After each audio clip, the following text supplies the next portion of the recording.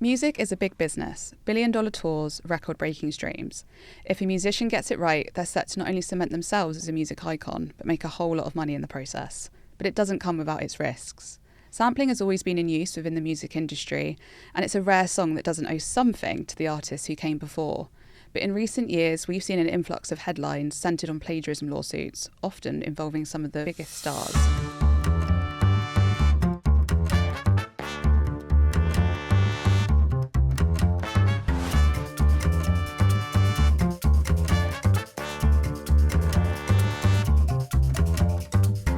Welcome back to Explained, the Southampton Solent University podcast where we attempt to unpack what's going on behind the scenes of modern life, from sport and science to music and law and everything in between. I'm your host, Robyn O'Mahony, and in this episode we're diving into the music industry to explore sampling and ask, how can artists avoid plagiarism lawsuits? To help answer that, or at least try to, today I'm joined by not one, but two guests. Dr Chris Anderton is Associate Professor in Cultural Economy at Solent. He has an MBA in Music Industries from the University of Liverpool and did his PhD at the University of Swansea. An absolute authority on music business, festivals and live music, Chris regularly appears in the media to offer his insight into the latest happenings in the industry. Joining Chris is Solent's course leader for music business and event management, James Hannam. James is a huge champion of music students at Solent and teaches across several modules, inspiring undergraduates to pursue their creative ambitions. In 2012, James was project manager for the New Music 20x12 programme, which formed part of the Cultural Olympiad at the London Olympic Games. As a musician, he has released 2 studio albums, appeared on BBC Radio 1 and Channel 4, and remixed 6 top 40 singles. So we've got a lot of expertise in the room today. Hi, Chris, and hi, James. Hi, Robyn. Hello, Robyn. Thank you for being here. So I think the most important thing is that we start by defining the difference between sampling and plagiarism, because they are different things. Maybe people get confused and think that they're kind of closely related. But perhaps, James, if you can talk us through sampling, that'd be great. Sure, yes. So the easiest way to describe sampling is simply taking one element of a recording and using it in another one. So the lawyer Anne Harrison describes it as always being a deliberate act. You can't accidentally sample somebody. So I guess that's the best way to describe it in basic terms. In a nutshell. Yeah. I like the deliberateness of it. There's no mistake. And that leads us to plagiarism quite nicely, actually. Chris, if you could give us a sort of broad definition of that. Okay, so plagiarism relates to the songwriting. So if somebody writes a song and then somebody later on copies an element of that, either accidentally or on purpose, we would call that plagiarism. Mm-hmm. And I wanted to ask, in terms of sampling at least, maybe not so much plagiarism, do we see that that's tied to specific genres? So arguably it did start within 2 genres, or it was more common in 2 genres early on. So it dates back to the late 70s. So there were some early hip-hop tracks that were sampling disco records, due to equipment that was newly on the market at the time. Certain studio gear that enabled sampling, and obviously it was then used quite widely in early hip-hop and then a lot of early house music as well. But recently, in recent years, it's definitely moved over to other genres, rock and pop as well. And in the last years, we've seen a notable increase. So I think 2023, there were quite a few. So you had the Boo track that sampled Children by Robert Miles, Charlie XCX, the track for the Barbie movie, which had both interpolations and samples from other artists. And then there was a big hit with Izzy Cross, which is the drum and bass remix of Bittersweet Symphony by The Verve, which in turn was sampling a Rolling Stones orchestral record. So many layers. Yeah. And that's where it gets legally very complicated, as you can imagine. But yeah, it's definitely across all genres now. It's very embedded in songwriting practices, I'd say. Yeah. It does feel as if when you're trying to create a pop music and create a pop moment and you're trying to become successful, that you tend to try and copy something that is already successful. And a shortcut to that is to take a sample of something that is already successful, that's already known. So you hear some songs, you go back to Eminem took a piece of Dido's song on one of his biggest hits, and it was that hook from the Dido song that helped make him famous, because it was a really distinguishing tune that And then he built his song around that. And so there's one way in which you can sort of work on something that has been before and then create something new off the back of that. Yeah. And so there's a lot of music, a lot of hip-hop is done in that way. We'll take a song that was popular and we'll just use a sample of it and then wrap something else over the top of it and we'll call it a new song. Yeah. Which is likely to be popular because it's already familiar. Well, I was going to say, actually, in terms of, so obviously the appeal of sampling you've kind of just dived into there. For artists, is it for listeners that it's familiar? And is there, maybe going into that a bit deeper, is there a psychological response from listeners when they're hearing a familiar tune in a song? Yes, there's a lot of psychological research on how we perceive music, and repetition is definitely helpful in embedding it in our brains. And obviously the holy grail is a Spotify playlist placement or Radio 1 A-list. And obviously with TikTok, a lot of the tracks use samples that then go on to be signed by labels. So it's certainly seen as a marketing tool. It brings new audiences to that original track, so it's beneficial for the old copyright holder. So a lot of artists obviously do give approval because they'll see an increase in interest in their back catalogue. But also it's a nice nostalgic feeling for those that were around at the time. Yeah. So that Boo track a couple of years ago, my kids, for example, would have been hearing that for the first time, and all I could think of was driving in my parents' car in France in 1996. We were so both interpreting it in different ways. So, yeah, there is some, really creative stuff going on with sampling, and certain artists have used it brilliantly over the years. I would say DJ Shadow and Orbital in the earlier years were real kind of pioneers of using sampling cleverly. Yeah. And it's an extension of what's gone before, if you think about it. So in the past, people would, when they were using real instruments, as it were, they'd learn the songs that they liked first, and then they started copying the style of the songs that they liked to write new songs. Yeah. And this is the same sort of thing, except it's being done in a digital world using samples. It's the same thing. You're building on what is already there. And so, if you think back to something like Oasis, a few years back in the 90s, and that Don't Look Back in Anger song, and the introduction of that is essentially John Lennon's Imagine. Okay, I didn't know that. Yeah, so if you listen to it, it's very, very similar. It's not the same, but it's very, very similar. Yeah. And it's deliberate. And he does that in a lot of his songwriting, Noel Gallagher, is to get that familiarity. But if you're not necessarily a musician, but you're someone who programs computers in order to make music, as it were, then the sample is the simple thing. And it's the same idea. You take something familiar and you move it forward if you can. So it's a tactic, really, in that respect, because it's like, okay, well, I know this was popular, so let's rework it into my own. It's either that, or you're looking for an unusual sound from an old record that you can put onto your new record, and it gives it that slight distinction or difference. So, Jay-Z's has sort of sampled really unusual records, the sort of things that crate diggers go looking for, East European jazz and all that kind of stuff, because it's a sound that songwriters wouldn't necessarily come up with these days. Yeah. And so you take that little sound, you sample it, you stick it on your record, and it's that point of difference that makes it not sound too familiar, but still familiar. Yeah, that's interesting. So, I was listening to a Clash song, and I can't remember the name of it now, which is really annoying, but I was like, this sounds so familiar to me. Why am I... And it was MIA had sampled that Clash song in her hit Paper Planes. And I was like, oh my goodness, and they're very different artists, but maybe that's... Would you agree that that's kind of a great thing about sampling, is that it kind of across genres, someone like MIA, she's sampling The Clash, very different artists, different generations. Is that kind of a wonderful thing about sampling? I think it's aiming for that kind of cognitive dissonance. It's I wasn't expecting that, and that becomes a talking point.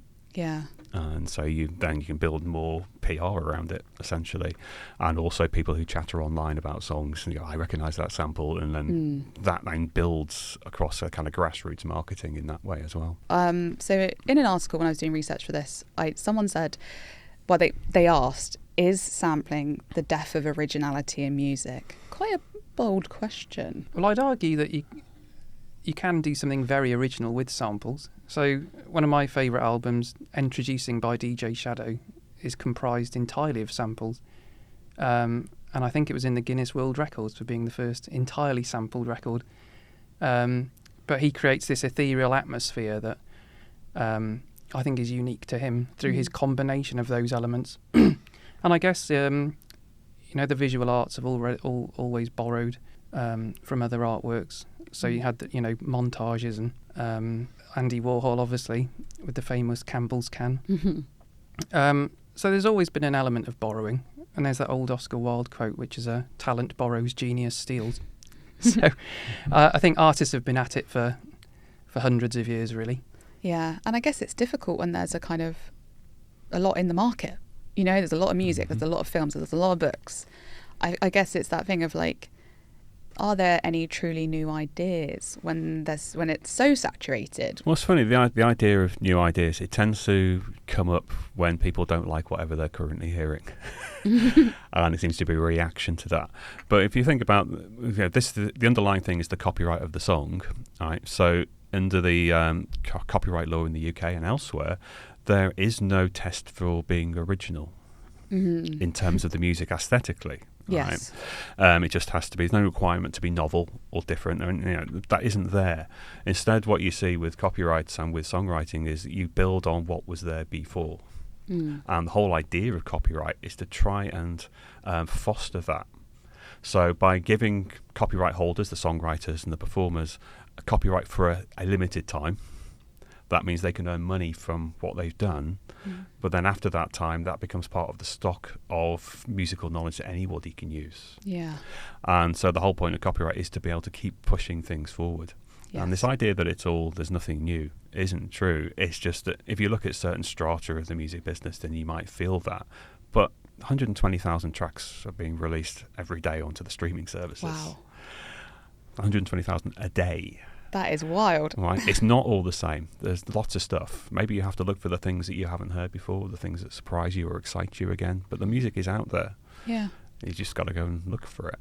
And I don't feel like when I'm listening to a song and it's been sampled, I don't think, oh, this again. No. I actually just think, ooh, jazzy. I like it.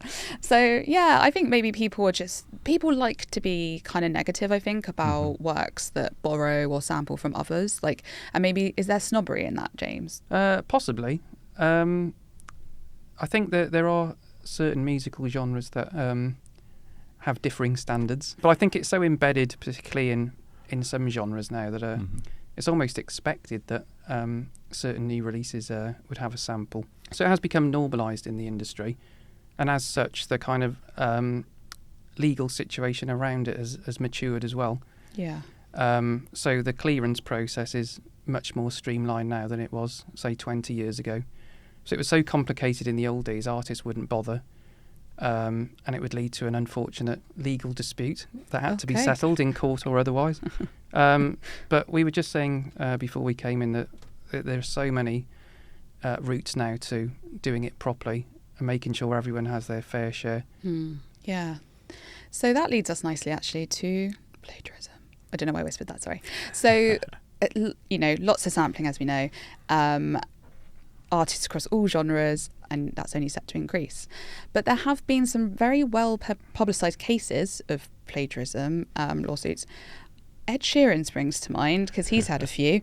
And in an article in The Guardian, the journalist Michael Hann, he said, somewhere someone is going to be sure your song was copied from theirs.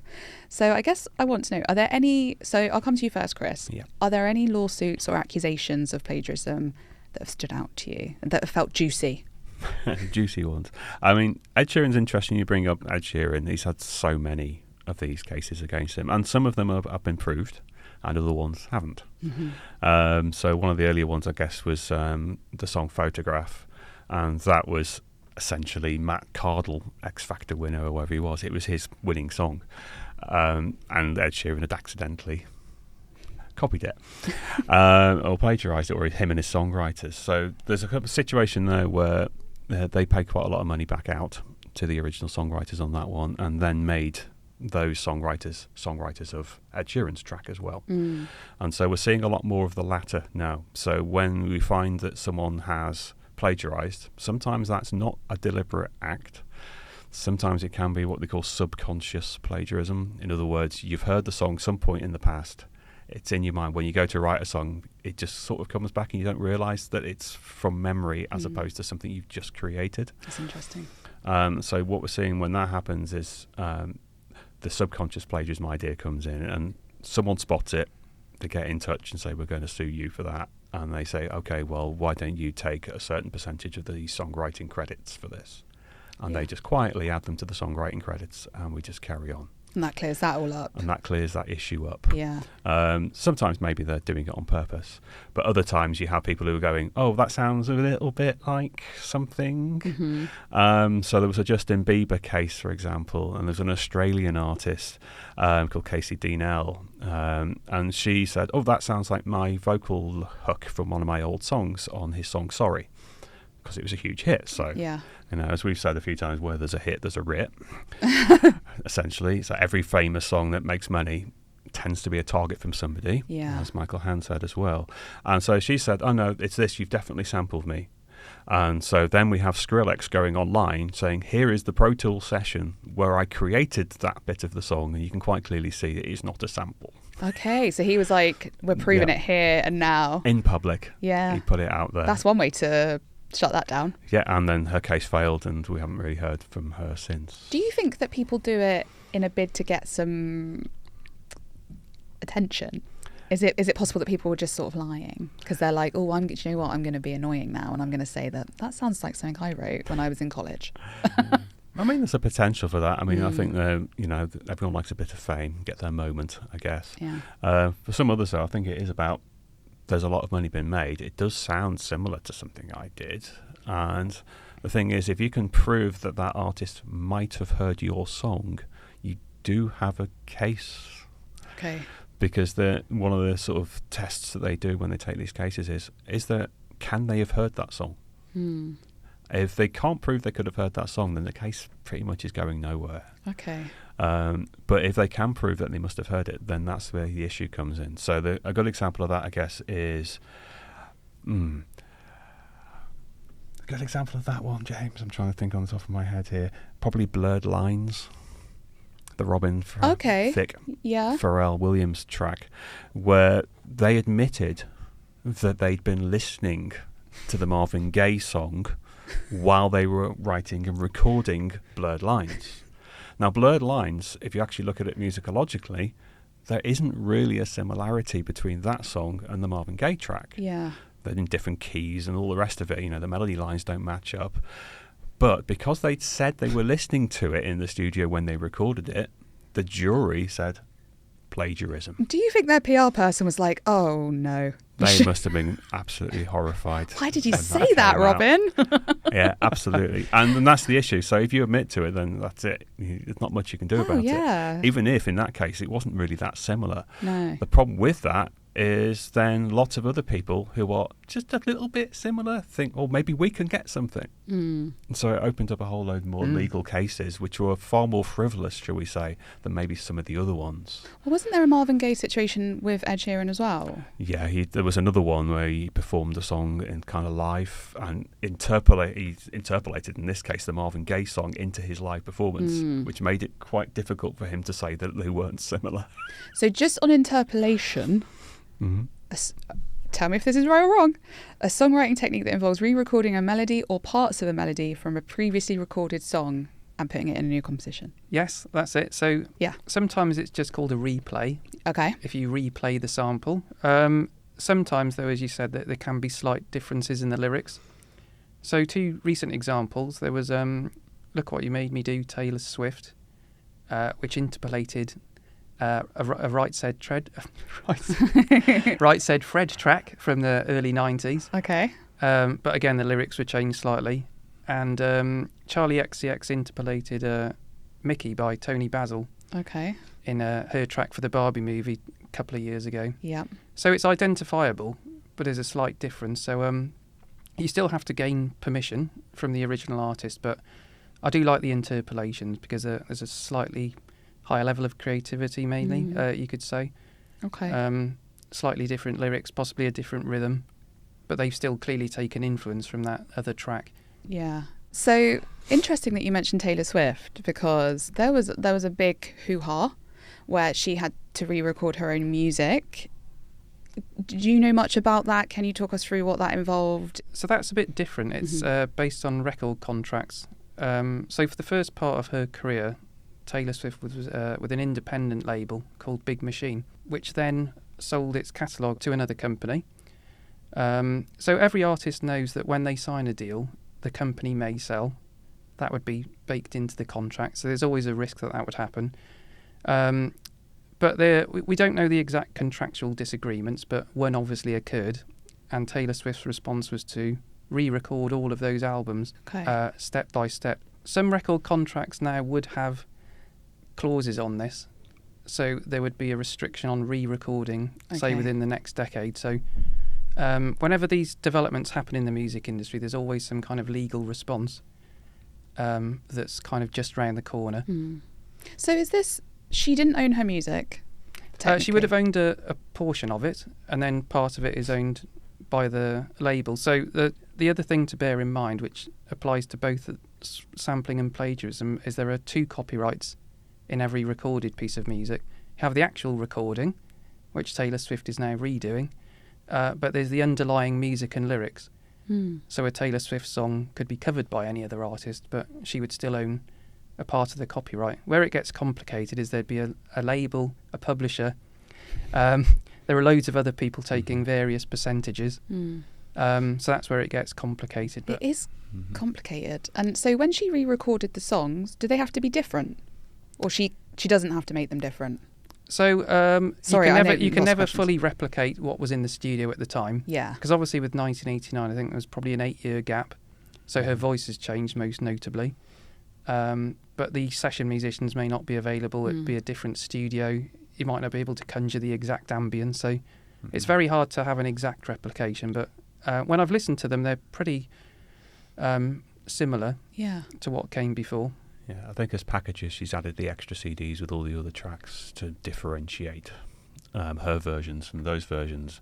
And the whole point of it, I think, from her point of view, was that she has control now over her recorded music in a way she didn't have under the previous contracts, which also means that she gets all the income from them. Yeah. And not paying it off to a record company separately anymore. Yeah. And that's been about her whole thing, is to make sure that she controls everything. And so this is one way to do it. And then she tells the fans, don't buy the originals, buy my ones. Yeah.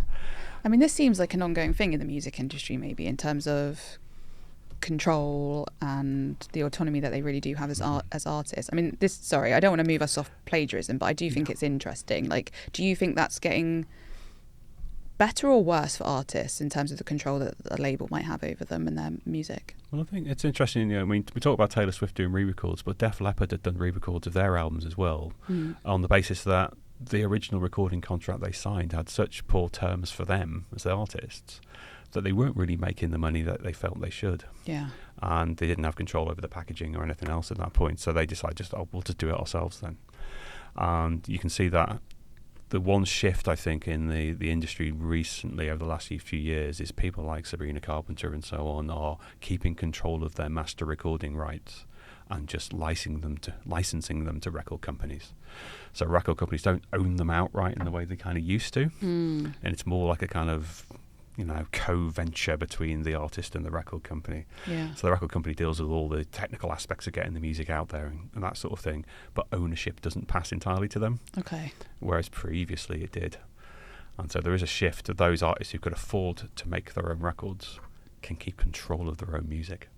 There's a lot going on, isn't there, in the music world? I'm glad I'm not in it, but I like to listen to it. I just wanted to ask, James, were there any sort of because Chris has shared his with us, any well-publicised cases of plagiarism or lawsuits that have stood out to you? Yeah, so the first pop star I was really into was Vanilla Ice. That was in the days There's when nothing wrong with that. That was my first gig, actually. Vanilla Ice in the Bournemouth International Centre. Oh, wonderful. Yeah, so he famously sampled Queen and Bowie for Under Pressure for his big hit. That was in the days of sample clearance being a bit all over the place. And if you don't clear it and it becomes a big hit, you could end up paying 100% of the royalties to the original artist. Okay. So that's happened in quite a few cases in tracks that have got in the top 5, say in the UK, that weren't cleared. All that money, as a result, goes to the original artist for basically the inconvenience. They didn't get a say in it. So they can make an argument they've been disrupted by it in some way. So that one sticks out in the memory. I think the other more recent cases, obviously Chris mentioned the Pharrell case. I think that was the one that opened the floodgates to all these other claims, because it was the first time really that a plagiarism case hadn't been decided on chords or melody. It was instrumentation. So if you look at the court documents, they're talking about Rhodes piano, bass line, percussion instruments, especially the cowbell. That crops up a lot. So it really was very detailed, and I think people saw that and thought, oh, wow, if it's not even based on melody or chords anymore, then let's throw everything at it. And the other one more recently was Katy Perry, Dark Horse. So that was a lawsuit brought by a rapper called Flame. Quite low profile. So again, that test came up. Would Katy Perry have heard this? But obviously there were other co-writers in there, like Circuit and Max Martin, for example. So in the first case, they decided in favour of Flame, and that was considered to be quite harsh because it's just that 8-note keyboard melody. But when it went to appeal, Katy Perry's team won because in that case the judgment was that the 8-note riff was too basic and too generic, really. And I think it was described as building blocks. It's not really an identifiable melody that you could... it's a structure almost. Yes. Yeah. So, but people still are kind of launching these on an almost daily basis. That leads us really nicely into the question, can you copyright a melody? Normally when we look at plagiarism cases, we look at the melodies, and sometimes the melodies in relation to the underlying chord patterns that are there, and so you can copyright those. So if like in America you have to register your copyrights formally, and what they do there is literally it's a piece of sheet music and it has the melody and the chords, time signature and the words, and that's all it is. So it's not the recording of the song, it's the recording reduced down to its very basics. And so when you take a legal case in the US, it's comparing those sheet musics between the two versions of the song to say how similar are they. And then musicologically you can tell whether they're similar or not. Whether the sort of waters have been muddied has been this Pharrell case, which has kind of thrown out the sheet music and say, well, we don't even bother thinking about that. That's problematic because you can't really copyright a chord sequence if it's a really generic chord sequence. Yeah. Because loads of songs use the same chord sequences. Can we liken it to, and this might be simplifying it, right? A man in a film cries because his wife's cheated on him. Oh, you can't have another film about a man crying because his wife's cheated on him. It feels murky for artists and maybe stressful for them. So I suppose the Katy Perry appeal judgment took that argument that there are certain elements of music that are so generic, they've become embedded in pop music production for decades, and therefore they can't really be subject to copyright protection. So yeah, there are some limits, but the Pharrell case definitely enabled more people to have a go at making a claim. But a lot of them are thrown out quite early. Some of them are dealt with outside of court, so that through mediation they come to an agreement, and as Chris said, there may be a payment, and suddenly someone is added to the songwriting credits. And then if it gets really nasty, sadly, it does end up with a team of lawyers on each side battling it out in court, which is what happened recently in the High Court with Ed Sheeran and Sammy Chokri. So the Marvin Gaye Ed Sheeran case was heard in the US. That one was heard in the High Court in London. Why does he have so many? I don't. Well, he's successful for a start. He is. Yeah, it's the success. I think that's the target. And I think he's admitted somewhere in one of the interviews that I was reading that he listens to a lot of pop music and radio when he's on the tour bus traveling. Okay. And so he just has all these things go into the head, and they're just there as a stock of stuff, but then he doesn't necessarily remember what he listened to. It's just when they start sitting down in the room with his co-writers and just start knocking out melodies and ideas, sometimes they crop up. So essentially, do not admit that you're listening to music. Yeah, and certainly not particular ones. So the other thing that they will do there is the industry seems to get people with, if you like, good ears. Okay. To listen to the songs and go, official job title? That sounds a bit like that. I'm not sure. They're just sort of hangers on and people that they know and producers and others, really. And so they will go, oh, that does sound a little bit like that. And then they'll go away and check it and say, can we make it different? I mean, arguably you could use software and AI and things to start doing that, and I imagine they will start putting them through those things just as checks. In the same way as you could sort of, there's a certain app you can get where you can just play music at it and it'll tell you what the music is. They're already using that to sort of track down where music is being used online without payment. Yeah. So you can easily see that being used to just sort of check on these songs, just to try and stop any accidental plagiarism in that way. I think the other point to make on that is that a lot of record contracts would definitely put that on the artist. Yeah, indemnity. So it's down to you to clear the sample or tell us it's there, and it's down to you to make sure you haven't plagiarised another track. That's usually in a contract. So, I mean, in reality, you would get help as an artist from the publisher or the label, but legally, it's on you as the artist.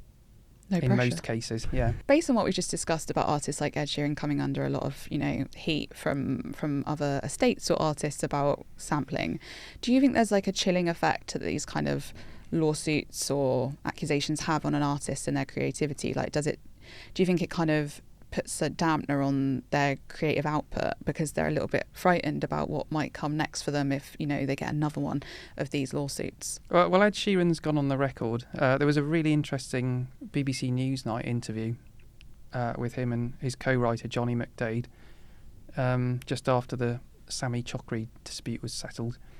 And he did say it's taken out a lot of the enjoyment of songwriting. The other thing, obviously, is if it does go to court, it's very intrusive into your life because it's played out publicly. There are reports in the news every day. That's exhausting. So I guess it has had an impact on him that he's admitted to. He talks about it in the Disney Plus series as well, the impact it had on his family life. And going further back, a band I really liked in the 90s, the Stone Roses. Oh, I love the Stone Roses. So do I, but sadly their career was derailed really by a legal case, and when they were at their absolute commercial and artistic peak, they had a really long-running nasty dispute with Silvertone, their original record label, and it just really kind of spoilt things for them when they should have been really, really doing well. And I think the reunion they had much later was kind of where they should have been. They were playing stadium level shows, and it's just a shame it kind of really affected their career in the mid-90s, and then it took so long for that second album to come out. And so yeah, it does have a huge impact on artists' careers and their private lives as well. Yeah, so in terms of, those personal impacts, obviously, there's a bit of derailing going on, personal issues. But, I mean, Chris, in terms of reputations among listeners and industry, do you think those really suffer as well when things like this happen? They're certainly put in the press a lot more for things they probably wouldn't want to be in the press for. Whether it has any long-term effects on them, I'm not so sure. I think people are so used to samples, particularly being in other songs, that unless there's someone who's sort of presented themselves as being super authentic, if they're a pop star, there's almost like, oh, okay, it's an expectation that there's, the general ideas in the press about, if we run out of melodies, if we run out of ideas for new songs, and it just sort of feeds into that idea. It just reinforces that. And so I'm not sure any individuals would necessarily find problems with it. And certainly, the ones that are using samples, it's just become so commonplace now that it's not an issue. It could feasibly have an issue on an artist that sort of presents themselves as, I write my own songs, to be found out in that way. Yeah. But I can't think of any particular cases where that's happened, actually. Which is a good thing, because I think so. Well, obviously Stone Roses, they didn't come out so well, did they? But I think actually they're kind of iconic and they've got cult status now, I would say. Lots of younger listeners as well. You know, pretty much everyone knows who the Stone Roses are, whether they were alive when they were originally releasing music. So I think there is something quite almost like mythical about them that people love. Yeah, they also won the case. Yeah. Okay. So that it was found that because a lot of these record label disputes, the legal argument is restraint of trade. Okay. Which is that they were unable to effectively make a living through this contract, is the argument. So they did win that case, and then shortly after, George Michael had the same argument with Sony, but Sony came out of that one as the victors. So it can go either way. I mean, these cases are probably the worst effect is on the people taking the case. So as I said, the Justin Bieber case I mentioned, Casey Daniel had a recording contract and then didn't. Really? She'd taken this case and then we've not heard from her since. And you think of some of the others like Sammy Chokri or whatever. Are we going to hear from Sammy Chokri in the future, or has his image been tarnished because he tried to take a case against Ed Sheeran? Do you think that's used almost as a tactic to like control young artists, to be like, no, don't speak up? Possibly, but you should think if you go up against a big star when they've got the record company and the publisher behind them, they've got the money to be able to fight the case. Yeah. So it becomes very difficult for anyone who's not well known to be able to take that case unless it's a really good case. Unless it's really clear that, yeah, come on, hands up, just admit it. Yeah. Unless you're Robyn Thicke. Yeah. Which I think, in some cases I think that has happened, where the person who's taken who's done the plagiarism, if you like, has just gone, let's just settle out of court and put your name onto the credits and leave it. £1 a day for... Well, it could be anything. I mean, Ed Sheeran, the song "Shape of You," massive hit. But you listen to it, you're thinking, there's a bit in there that sounds really, really like TLC. Which TLC song? No Scrubs. I love No Scrubs. Okay, I'm going to have to listen to that later. To No Scrubs. Yeah. Listen to the two they're songs. co-writers now on the track. And they've become co-writers. So they didn't go to court. They just raised it with the management and said, listen, this is too similar. And they said, hands up, Oh my word. And they added them onto the No credits. Scrubs is one of my favourite TLC songs, obviously. So I'm going to have to listen to Shape of You directly after this. Okay, this is blowing my mind. We've covered this a little bit, but is it possible that there's so much music out there today that it's just really tricky to write and release something entirely unique? And is this just in itself something that's quite concerning for artists? Because they're like, okay, I've written this and it feels unique to me, but I don't know if everyone else is going to feel the same way. James, do you think that's just a general concern now with the amount of music that's out there? I think there are always new combinations occurring, new ways of presenting music.